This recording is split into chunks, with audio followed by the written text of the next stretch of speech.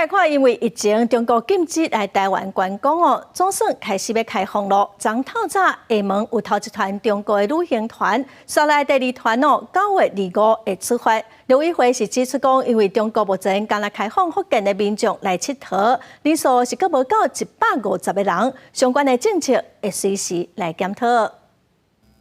准班入港进前，金门县观光处已经准备好红布条甲人行人驶，就是会迎接继2025年第一日到金门的中国厦门旅游团。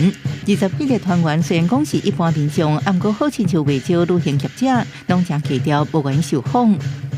这个小学呢，它后。虽然落雨，2港一暝金门游行程无受影响，大部分安排参观有金门特色古迹。第一港是去水头自乐、丹景兰洋楼甲南石河公园。第二港是闽回老街、商场买物件甲无hạn街。要坐下晡4点半准班登去厦门。我们希望这样首发团进来以后，未来的两岸的旅游能够更顺畅。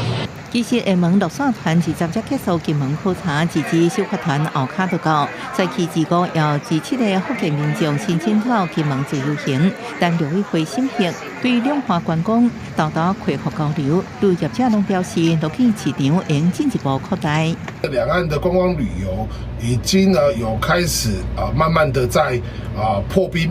那当然，我们也希望我们的就是台湾这边能够尽快的，就是把我们的这个禁团令呢能够解除，在两岸旅游交流上面能够朝着正常化的方向，把这个观光旅游的政治干扰尽量降到最低。我们要看他们有多少的量，再来决定我们这边的政策。是目前看起来，这个量都是非常少。刘委会指出，政府欢迎中期来台旅游的立场无变，不过中方到即摆只开放福建民众到马祖金门旅游，而且目前团客甲自由行人数无到150人。